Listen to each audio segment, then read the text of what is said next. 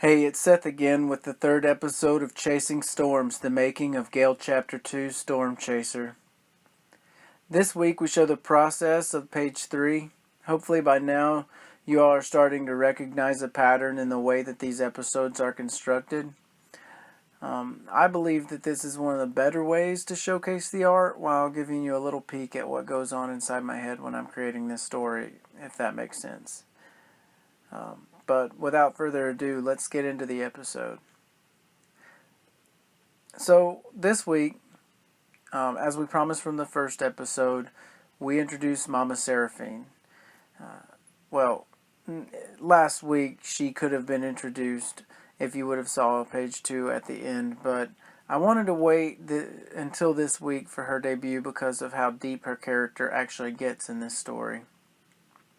Now, at this point, you don't really know who Mama Seraphine really is, but if you've read the webtoon and you've seen the dialogue, you understand from Prada's dialogue from page 2 that, we can infer that she's kind of a big deal, at least in the scope of the setting here.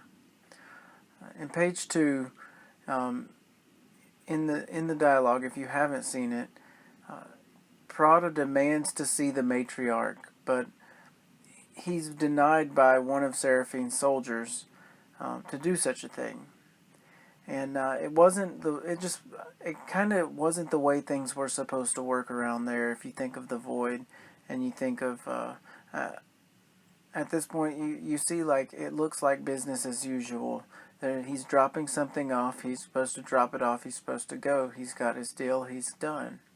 But he's making such a scene that we see the matriarch herself, who is Mama Seraphine, have to come down and handle the business. We can also tell that she's not very happy about having to handle that business, and we understand that it's probably because this is an interruption of business as usual. But even for what it's worth, I think she kind of handled the situation very professionally, as annoyed as she was. I'd like to back up a little bit and say, with her dialogue with Prada, she kind of, you start to see a little bit about what she's all about. And right away you notice that she's in the business of making deals. And when Prada shows his discomfort with a deal that he has made, he calls it dark in front of her face. And the last thing that she says to him before we turn the page is, "It's not dark. It's serving a purpose." I think this is interesting because I think this is where Seraphines Ideology kind of starts to surface. It's when we hear words like purpose, we kind of start to think about what makes an individual tick. What's their modus operandi? And, I think we've learned a great deal about Seraphine in just one page, but even more with that final statement on this page. I'll repeat what she said. She said, "It's not dark. It's serving a purpose." I think this means Seraphine has a plan. I think it means she has sort of an agenda. And I really do think that she's kind of willing to ignore all common morals to get where she needs to go. Or maybe it's worse. Maybe she's attempting to make the immoral acts righteous in her own mind. Yeah, I think that's it.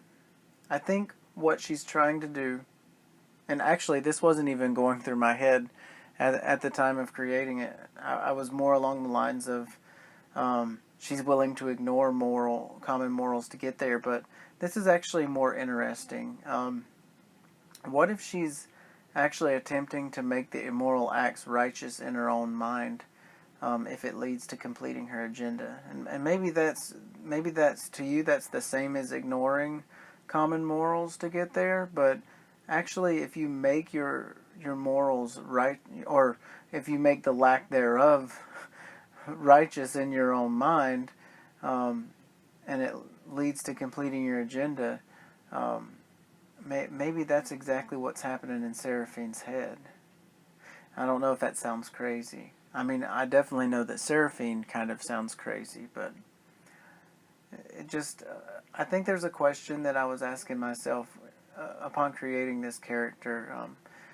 You can actually see her short in a anthology that we're doing with Red Stylo Media, and it's called Cosmic Love, and the story in it is called What the Water Gave Me, and you actually get to see this character that we've made in Gale as a little girl, and you kind of get to see her background. So maybe if you could read that, you could start to understand a little bit about what could be so important to Mama Seraphine that she would completely ignore her own compassion for others.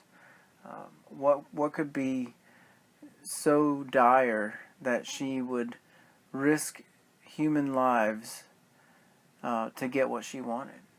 And if you do read that that first story that's coming out in Cosmic Love, I think you'll start to understand a little bit more about why Seraphine is kind of doing the things that she's doing. But I guess if you haven't read the story, you'll just have to follow along with us as we continue to go into another episode of Chasing Storms next week. But that's all I really got for today, folks. I really hope you enjoyed these episodes as much as I enjoyed making this one.